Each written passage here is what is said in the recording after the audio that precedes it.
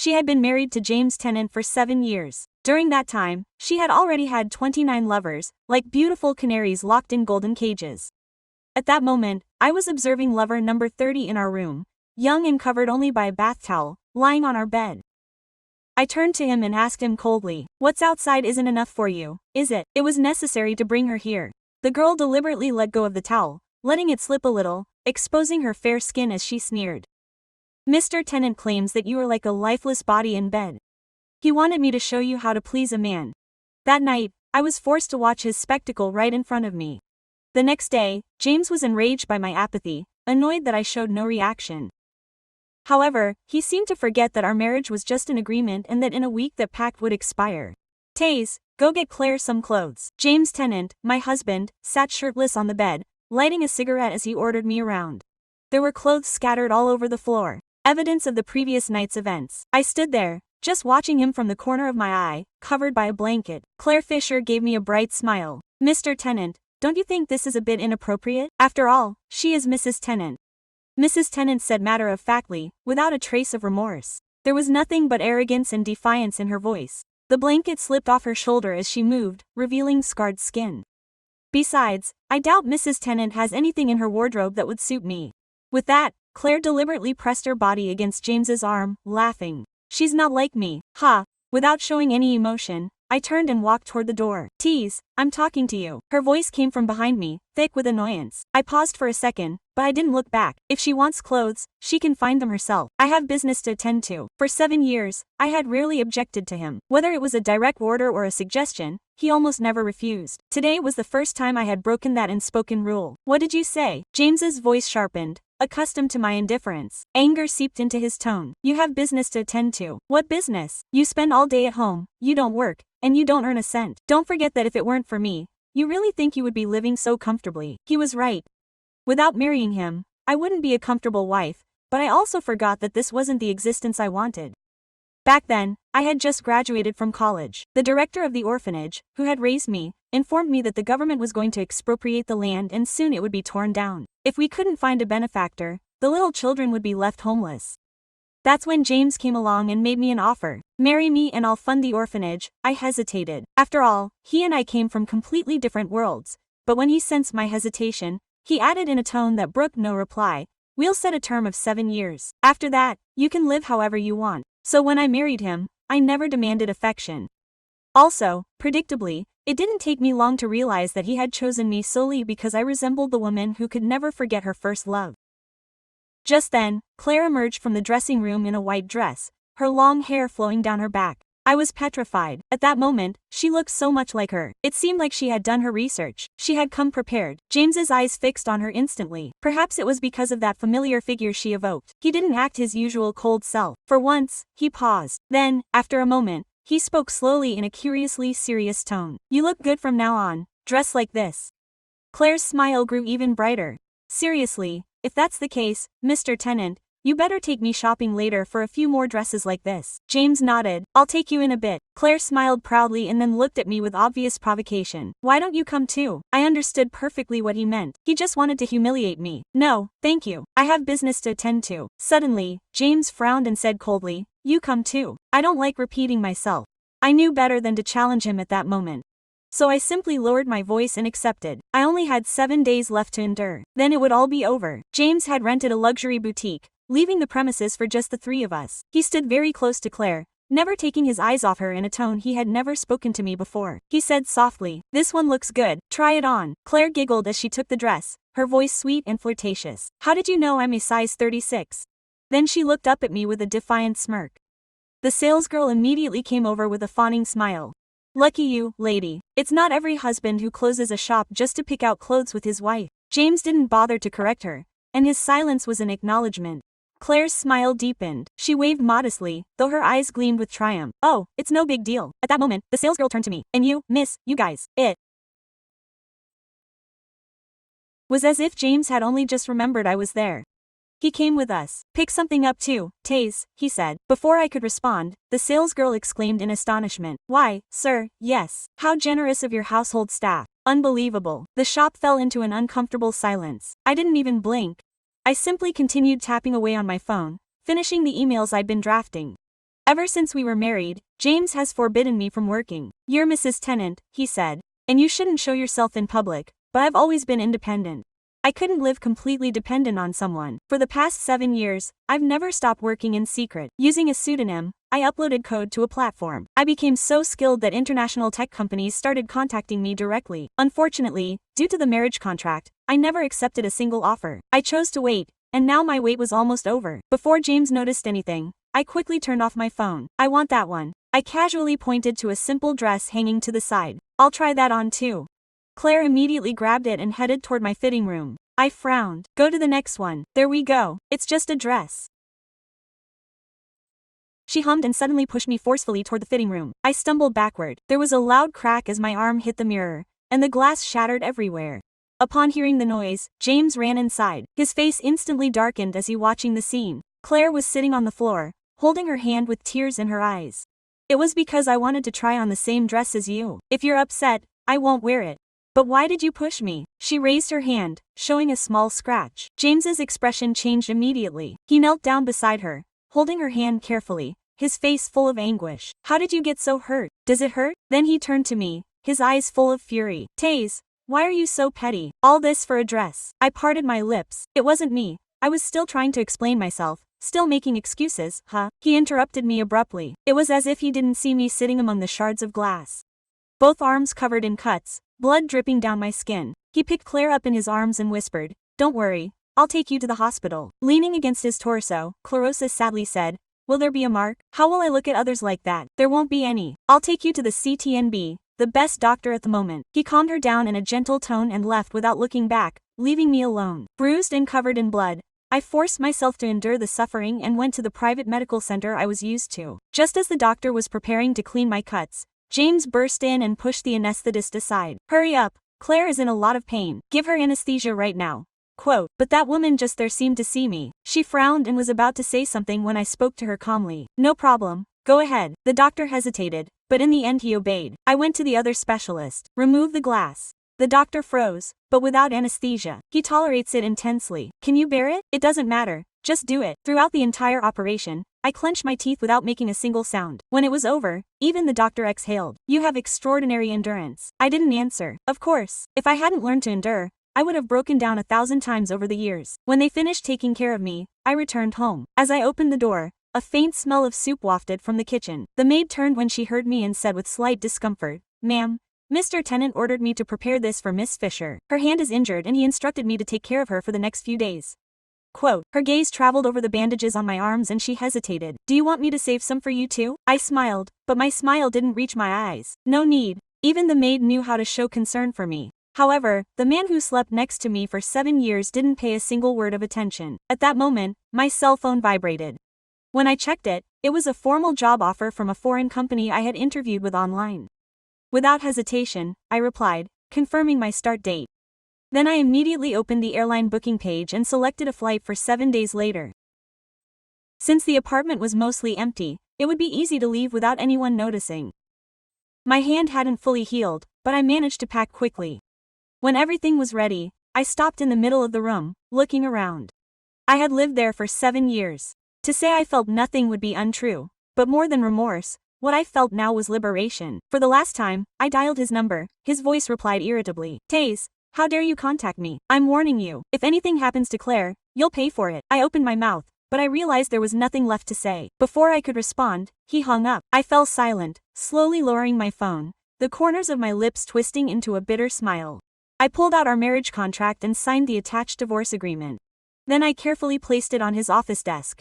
I didn't leave a note or an excuse, but I knew he would catch it. Dragging my suitcase behind me, I left that house and settled into a small, serene hotel. For 7 days, I rested in peace. During that entire period, he didn't send a single message or make a single call. Days later, I was at the airport waiting to board when my cell phone suddenly rang and his name appeared on the screen. I looked at it once, then turned it off without a second. His name vanished from the screen instantly, as did our marriage, completely erased. I boarded the plane toward my new existence without looking back. I turned off my phone and felt something inside me also extinguish. Soft, definitive. The metallic sound of the loudspeaker indicating boarding shook me out of my trance. I advanced toward the line, throwing off my bandaged cone, and without looking back, I crossed the exit door. I boarded the plane like someone sealing the lid of a coffin that should never have been opened. I couldn't rest during the trip.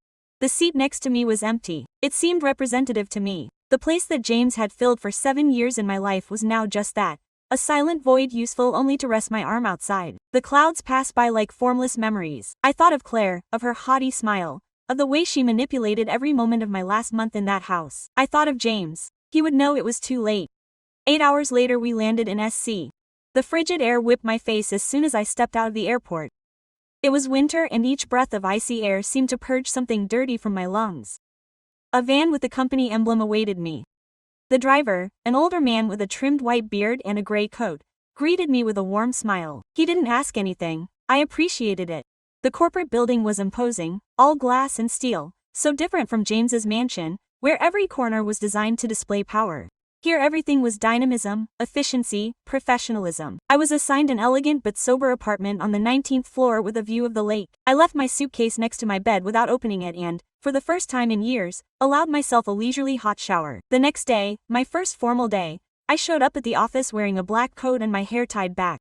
An assistant led me through quiet corridors to a glass-enclosed conference room. There, 2 people were waiting for me. A woman in her 50s, a determined-looking blonde who introduced herself as the COO. And next to her was a tall, young man with curly, light brown hair, no beard, an angular face, and eyes that were a pale, almost wintry gray.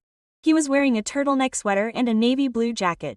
He extended his hand with a faint smile. "I'm Liam Fisher, head of innovation, and I've also been your biggest fan for a long time," he said quietly, as if he didn't want the other woman to overhear. I looked at him with confusion. He noticed my gesture and smiled more genuinely. "I've been following your work for years. I recognized your style in your code as soon as I read the first line. When I discovered that you were the creator behind the pseudonym, I knew I had to bring you here." I didn't know what to say. No one had ever expressed something like this to me. No one had ever appreciated my talent for what it was. "Thank you," I murmured. The next few days passed in a whirlwind. The job absorbed me and for the first time in a long time I felt alive. I slept little, but not because of insomnia or emotional distress, but because of enthusiasm. Liam gave me space, but every time we crossed paths, his eyes sought mine. It was obvious that he was observing me with an interest that went beyond work. One afternoon, after a successful presentation, he invited me for coffee. I hesitated. I didn't want to mix anything up. He seemed to sense my silence and without insisting he just walked beside me on the wooden bridge over the lake. There he told me about his mother, how he lost his sister at 15, how his passion arose from pain. He was not a man who needed rescuing anyone. I just wanted to share silences with someone who wasn't pretending. "You don't have to tell me anything, Taze. But if you ever want to talk, I'll be here. And if you don't, I'll be here too." I looked into his eyes. I saw no demand, no rush, no debt, just time. I felt protected for the first time in years and that terrified me. When I hung up angrily when I saw that Tess wasn't answering, something inside me tensed. I stared at the phone for long seconds, waiting for it to vibrate, to ring, for her to return with one of those cold silences that irritated me so much. But it didn't happen. There was no answer. I didn't sleep for a week. Claire was in my house with her hand bandaged, exaggerating her discomfort as if her small injury were a national catastrophe. She walked around wrapped in my shirts. She paced my study as if it belonged to her. She even allowed herself to rearrange my books. The scent she wore permeated the sheets that Taze used to wear. One afternoon, when I got home from work, I found her sitting in the living room watching television with the volume turned up too loud. I turned the set off with the remote control, without saying a word. "What's wrong with you lately?" Claire asked, feigning sweetness as she smoothed her straight blonde hair with one of my silver combs. "Nothing," I replied curtly, heading toward the kitchen. But it wasn't true. I was going crazy. The absence of the test was like a wound that wouldn't stop bleeding, one I had caused with my own hands. That day in the store, I had accused her without thinking, without observing. Only later, when the doctors informed me about the glass they had removed from her arm without anesthesia, did I begin to feel a twinge of discomfort. And now, without her in the house, every room seemed larger, emptier. "Taze signed the divorce papers," I said suddenly, without looking at Claire. "Well, it was to be expected, wasn't it?" she replied with a shrug. "At least now you can start over with me." I didn't answer. I poured myself a whiskey, the golden liquid wrapped around my throat. Claire stood up and came up behind me, her hands sliding down my shirt. "Do you know what you should do? Remove all trace of her," she murmured. "That woman had only given you disdain. She dragged you down with her coldness." But her words no longer had the same effect. Something had changed, and the worst part was that I couldn't fully explain it. I realized that I didn't know exactly when Tessa's presence had begun to weigh more heavily than her absence. Maybe it was when I found her favorite cup, empty on the kitchen shelf, or when I saw underlining, Or maybe it was the night I slept without hearing her breathing nearby. Total silence. I decided to look for her. I contacted my acquaintances. She had gone abroad without any further information, as if she had evaporated. I hired a private detective. Days later he returned with a sealed envelope. Inside was a report. A few photos. Taze getting off a plane in Zurich. Taze entering a business building with an ID hanging from her neck. She was smiling next to a tall, light-haired man, smartly dressed. I knew him from Lien Fischer, director of innovation at a Swiss tech company. Single, wealthy, witty, attractive. I swallowed. Claire had found the envelope on my desk that night. "Ah, you found her," she said, holding it up as evidence of infidelity. "You'll go find her." "None of your business," I replied, but my tone sounded more strained than intended. "Of course it is my business," she said, her voice rising as she dropped the envelope. "You and I have been together since before that woman signed her name. You got me into your bed, James. Now you'll act like I don't exist." I turned slowly. "Claire, what are you really doing here?" She frowned. For the first time, she didn't respond immediately. "Because I love you." I didn't say it. I demand the truth. Claire crossed her arms. Her expression hardened. There was no trace of flirt left. "Because you were manipulable. Because you were attracted to submissive women. Because I thought I could transform into her." She paused and then revealed it. "Because you desired another and I longed to ruin her." The silence fell like a blow. Claire challenged me with her gaze, waiting for me to retort, to deny her. But I couldn't because something inside me, something I had neglected for 7 years, was finally breaking. Not because of what Claire had perpetrated, but because of what I had allowed her to inflict on Taze. Winter in Zich had a unique way of clearing my mind. It wasn't just cold, it was how the city seemed to impose order, even on emotional disorder. I quickly settled into the routine. Silent breakfasts, walks to the office among bare trees, entire days of work with programming, algorithms and technical debates that left me tied to the hour. Sometimes he would catch me smiling for no reason. Liam had a peculiar way of being close without pressuring, of accompanying without forcing. He was 33 years old, only a few years older than me, and in his gaze there was a maturity that was not just age. His eyes, gray, sometimes serious, now affectionate, followed me calmly. One afternoon, while we were fine-tuning a system for a new interface, he scrutinized me for a long time in silence. "Have you ever felt completely invisible?" he asked suddenly. I didn't answer right away. I looked up from the screen and faced him. For 7 years I had answered. He didn't ask any more questions, he just nodded. And with that gesture I understood that he didn't need any explanations. Weeks went by, I worked, I ate alone by preference, and at night I returned to the apartment where silence reigned. I went back to programming just for myself, like when no one knew me, like when I was free, until one night, while reviewing old emails, I came across something unexpected. A message carelessly forwarded from my old private server. A letter that had never been opened, signed by Sophia. I froze. Sophia. That name had appeared on James' lips for years, in dreams, in veiled fights, in sighs not intended for me. The woman he couldn't forget, the one who had destroyed him before joining me. I never knew anything else. I opened the letter. It was Vetusta, dated 3 years ago. "I don't know if this email is still yours, Taze. I was told that you made a pact with James Tennant. I'm not criticizing you. I just want you to know that I never wanted to hurt anyone. He loved me, but I couldn't stay. I had to leave for reasons I won't explain here. I don't know if you'll ever understand why, but if you want to know my true identity, I'm ready to reveal the truth to you. Not as a pretext, but as a sister." Sister. I reread the word. Sister. As a sister. My pulse quickened. Impossible. I had no family. I grew up in an orphanage, convinced that my parents had simply abandoned me. Was this fake? I saved the email and password protected it. I couldn't think about it yet. The present was key. I had a crucial presentation with Liam and the team the next day, but my mind was already wandering. In the other hemisphere, James was scanning the images of Detective Taze in a coffee shop, laughing. Not with him, with another man. James couldn't hear that laugh. He couldn't remember ever seeing her like that. In his the office clerk reread the marriage contract she had left on his desk. Underneath it, without a word, was the signed divorce, without reproach, note or grievance, just silence. The same person who had wrapped it now opened the drawer.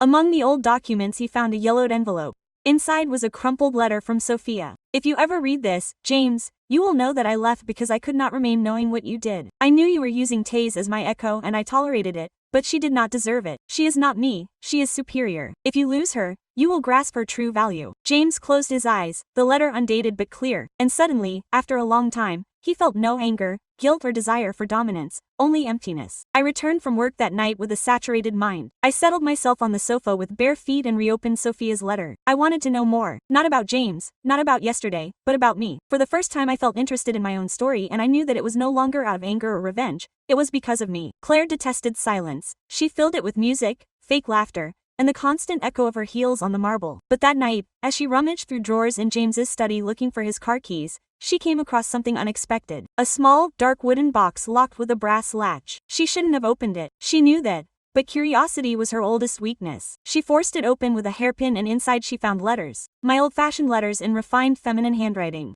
At the top of the first envelope was a name. Sophia R. She read one, then another. James, don't look for me. I can't stay. No. After learning the truth, she doesn't know that we're family, and I don't know if I want her to know. Claire frowned. Family. She scanned quickly until a word took her breath away. Taze. Taze deserves another life. It's not her fault, but if she finds out who I am, really, I don't want her hatred. Claire leaned back in her chair, the paper trembling in her fingers. In her mind, everything clicked. Sophia was James' pre-wedding's beloved, but also related to Tess, his sister. The idea disturbed her more than she admitted. James had slept with a lookalike, and they shared blood. The irony was macabre, and now Tess was gone, leaving him with self-imposed ghosts. Claire returned the letters to their drawer and looked at herself in the study mirror. Her reflection scrutinized her coldly. That young blonde, flawless in makeup, was nothing more than a superficial version of another cheap copy of Sophia's memory, and it infuriated her. I won't lose, she murmured. Not again. That night, when James arrived, she waited for him with a glass of wine and a practiced smile. Are you okay? He asked absently, hanging up his coat. Of course, she said with an odd gleam in her eyes. She was only thinking about the test. James looked up in astonishment. Quote, don't mention her name. Why not? He countered, coming closer. It hurts or you regret it. Claire, the one you loved before you married her. Sophia, true, she said, putting down her glass. Would you join Taze for your ex? James Silo. How do you know that name? Because I found it where you hide your deceptions, he replied with a bitter smile. In your letters, James advanced furiously. I forbade you to touch my things, and I tell you, he replied in a louder voice, that you cannot lie pretending not to hurt. You used someone who loved you, all because of a past shadow. And worst of all, that shadow abandoned you. The impact was harsh. James fell. He just looked at her with a fatigue that disarmed her. Go away, Claire, he said quietly. What? Get out. I don't want to see you. She looked at him incredulously. For the first time, she saw that there was no desire left in his eyes, only shared ruin. That night Claire packed in silence, but she did not leave empty-handed. She took copies of letters from Sophia. Something told him that this was real power. Not money or beauty, honestly. While I was finishing a report in Zurich, my phone vibrated.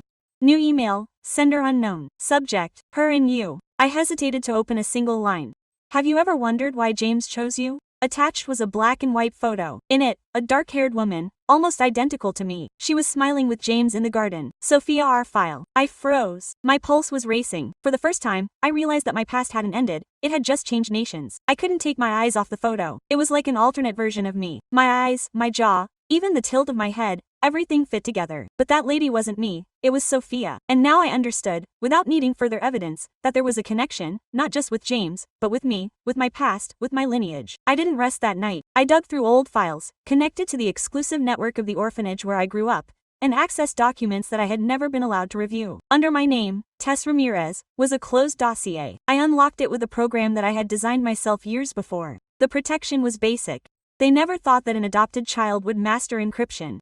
There, among crumpled documents and blurred dates, reality. Sophia Ramirez, born 2 years before me, given up for adoption to another family, same birth mother, different path, sister. My breath became heavy. I didn't know whether to scream, shout, or just turn off the computer. I felt as if everything I had built was starting to crumble again.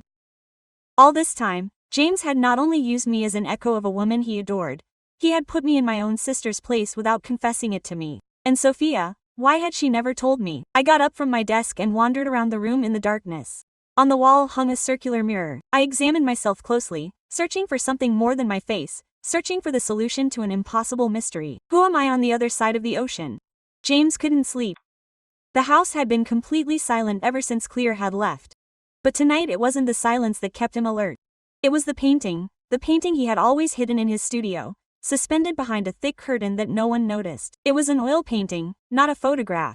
Sophia, sitting next to a rose bush dressed in white with an almost nostalgic look, had commissioned it the year before she vanished. She approached the stretcher and calmly removed the canvas. He looked at it for a long time. He no longer felt the same suffering. Now what he felt was discomfort, not because of Sophia, but because of what he had done with that image. He had replaced one woman with another as if they were identical fragments. But Taze was not a replica.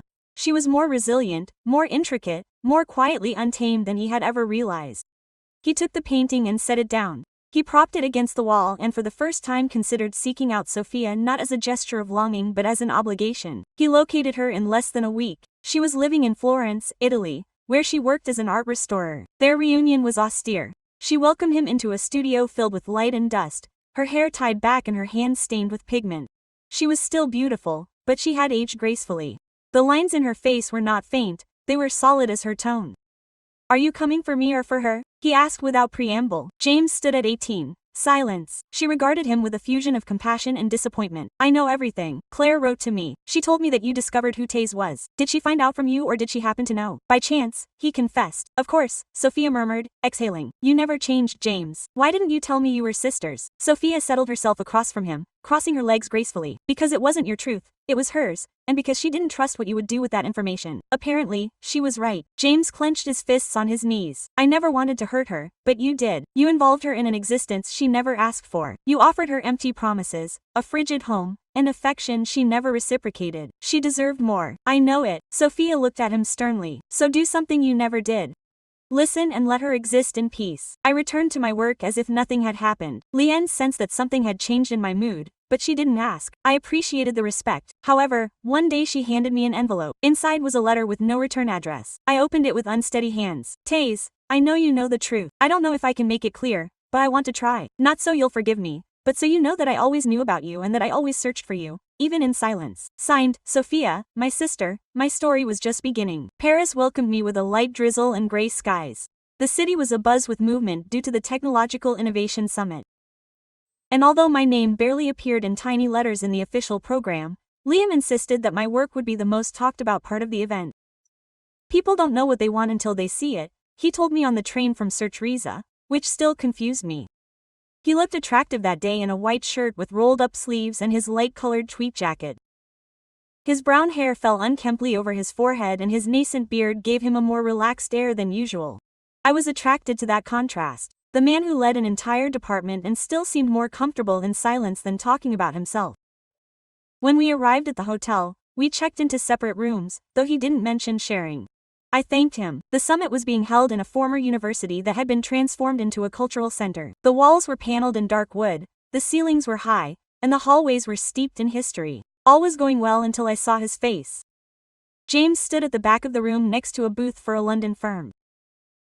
His presence was like a tall gravity well, dark hair, black suit, no tie, expression tense, thinner than before, or perhaps just duller. Our eyes met for a split second, and though I looked away instantly, it was too late. I felt him approaching before I saw him. I turned just when he was 2 feet away. "Taze," he said as if that word could fix anything. "Mr. Tennant," I replied coldly. "You're lost." He swallowed. He seemed out of place in the surroundings. "Can we have a moment to talk, please?" "No," I replied without thinking. "We have nothing to say to each other." "I do have things to say," Liam insisted. He appeared at that moment as if he had sensed my discomfort. He positioned himself beside me with his hands in his pants pockets. His posture was calm but protective. "Everything's fine?" he asked, looking at me. I nodded without smiling. "Mr. Tennant is leaving now." "Who is he?" James asked with a mixture of suppressed anger and wounded curiosity. "My boss," I said, then added. "And my friend," James repeated with a sarcastic smile. "You moved to the other side of the world to make friends." Liam looked at him without flinching. "And you crossed the ocean to make reproaches." The tension could be cut with a knife. Several people began to watch. I didn't want scandal, I didn't want drama, I just wanted him to evaporate. "Taze," James said, more quietly now. "Please, just 5 minutes." Quote. I sighed. "He's 3. I followed him to a corner of the inner courtyard where people couldn't hear. It was drizzling again. Drops were sliding down the leaves of the hanging plants.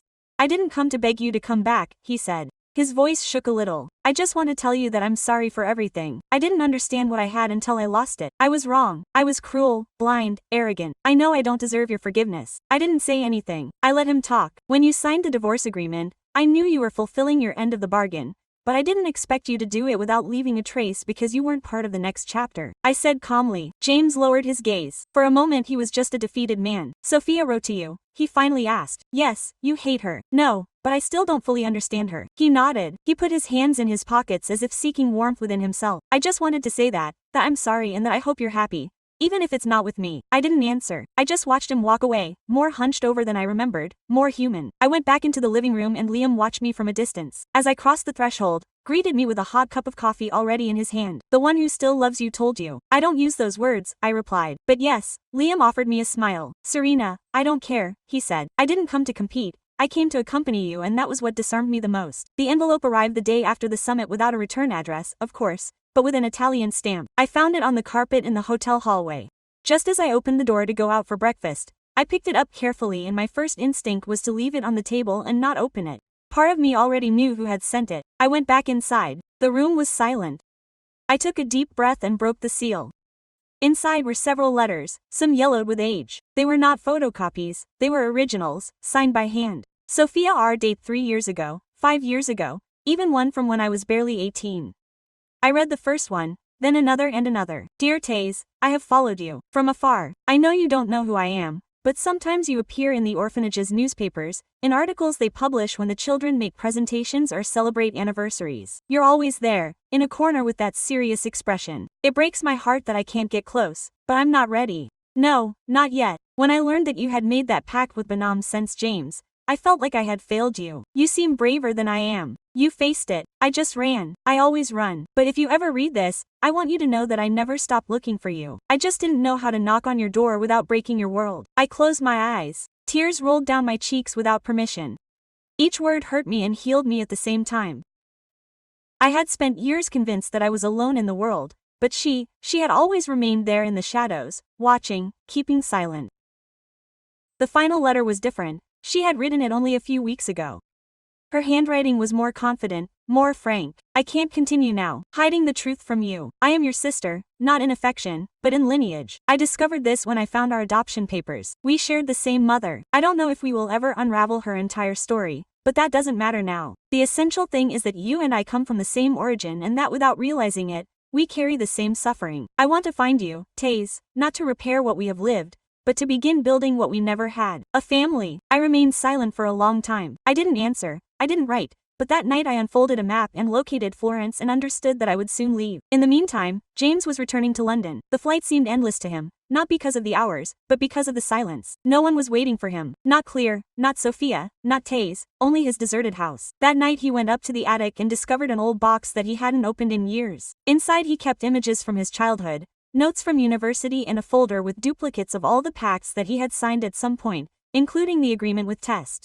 He reviewed it line by line and stopped at the final clause, the one that she had added in her own handwriting. If we reach 7 years without demands or claims, I will consider myself free, but if either of us violates the pact before then, they will assume the repercussions. He had fulfilled his role officially, but not in the essence of the agreement, because he had violated it on other levels. Decency, respect, care. Taze never demanded affection from him, only humanity, and he could not even offer that. That night, James wrote a letter, not to send it, only to ease his internal burden. Taze, if you are reading this, it is because time allowed me to. I do not seek absolution. I only appreciate that you have tolerated me so much, that you have been firmer than my arrogance, more dignified than my pride. Sometimes I think that the only real thing I did was join you. The rest was a succession of failures. I wish where may you be happy, and may you ever think of me not with resentment but with compassion, because I too was an orphan, yes, but of the spirit.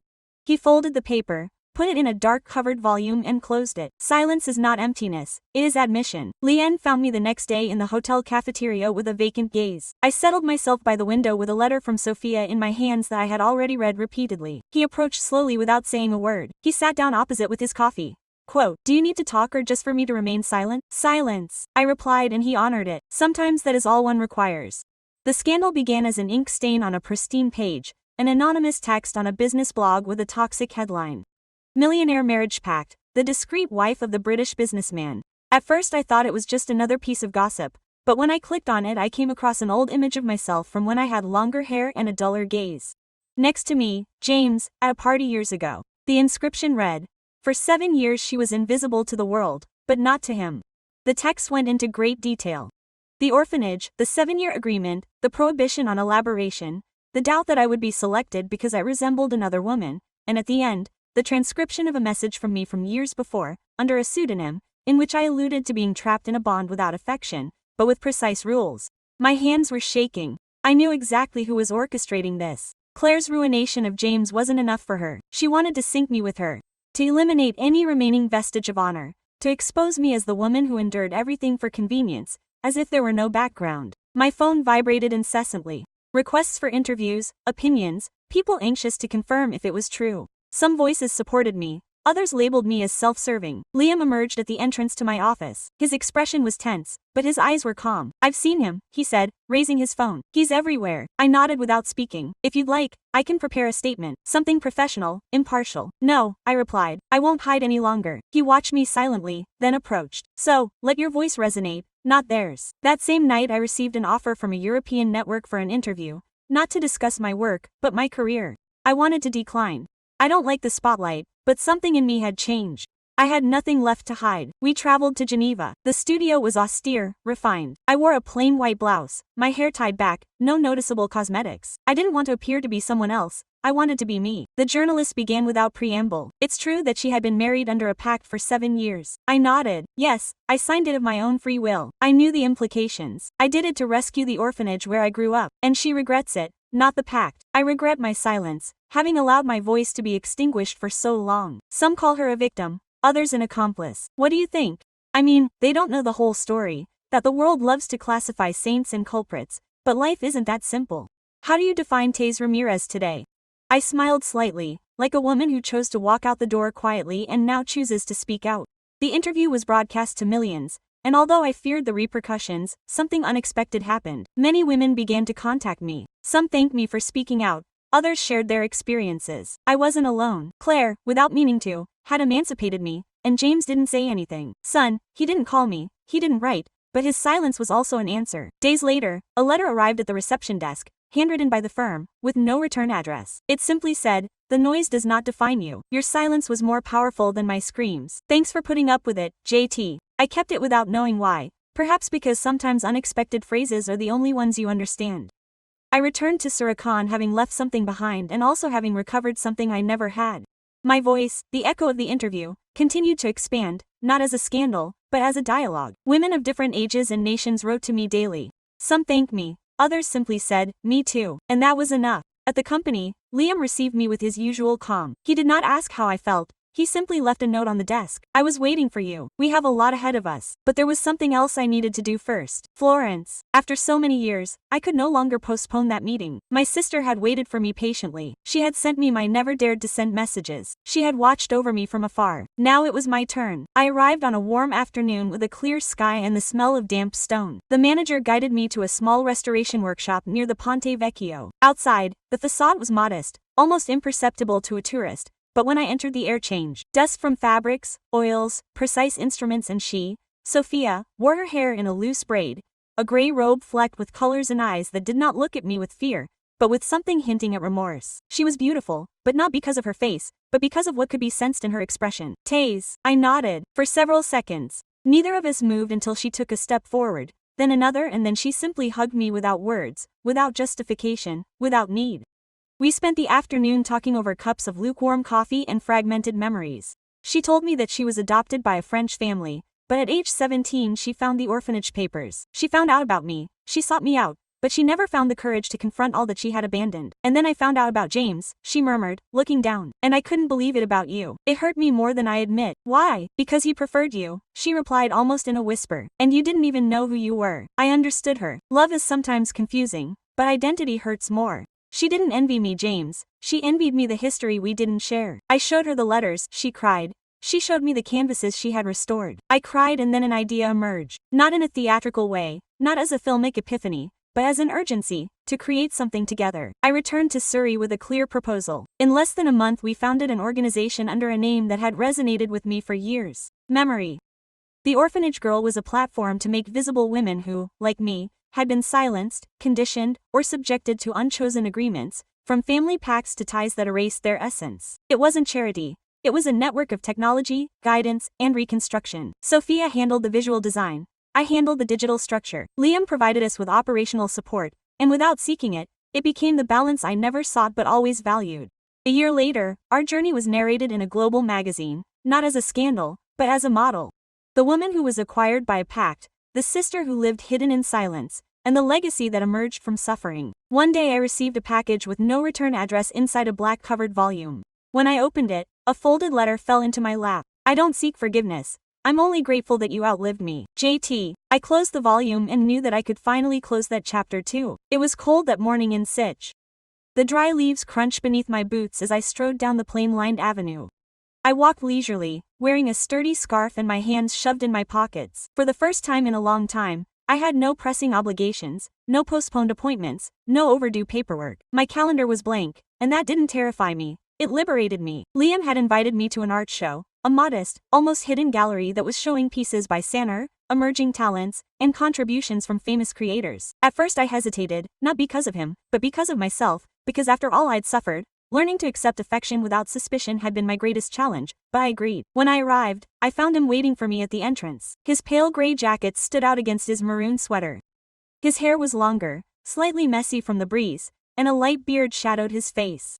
He smiled when he saw me, and for the first time I realized that it wasn't a smile that he wanted something from me. He was just happy to see me. "Ready?" he asked. "I'll try," I replied. "Go inside." The space was quiet, dimly lit and smelling of old wood. We moved past abstract canvases, tiny figures, and black and white photographs. Some creations were beautiful, others unsettling, like existence itself, until we reached the final room. There, on an isolated wall, he was selling a medium-sized painting with no frame, just a label on a small metal plate with no author. I stopped as I looked at it. It was a work from behind. A lady walking down a deserted road with her hands wrapped around her, a small suitcase, and her hair flowing in the air, everything in faint hues of blue and gray. I could hear light in the background. "No, son, light. Who created it?" I asked. Liam shrugged with a delicate smile. A Swiss painter mentioned that he was inspired by a story he had heard in a gin cafe about a woman who chose to leave without a fuss. And why no signature? He claimed that certain narratives don't require a creator, they just need to be narrated. I felt a lump in my throat. I stood there for a moment, motionless, not out of longing, not out of pity. It was something different, something fresh. As we left the gallery, Liam extended his arm to me. I hesitated for only a moment before leaning against him. It wasn't romantic or allegorical, just spontaneous. "I'm hungry," I said. "I know of a place that offers the most exquisite onion soup in all of Switzerland," he replied. "And how do you know?" "I saw it online. Maybe it's fake. It doesn't matter." Sometimes pleasant falsehoods also help to warm the spirit. That night, when I finally got home, I turned on a soft light. I made myself some tea and opened the notebook where before I had only written down programming. That time I wrote something different. I didn't sign out of passion. I didn't leave out of resentment. I simply wanted to reclaim my identity and I did. I closed the notebook and put it in the drawer. I no longer needed evidence, agreements, or signatures.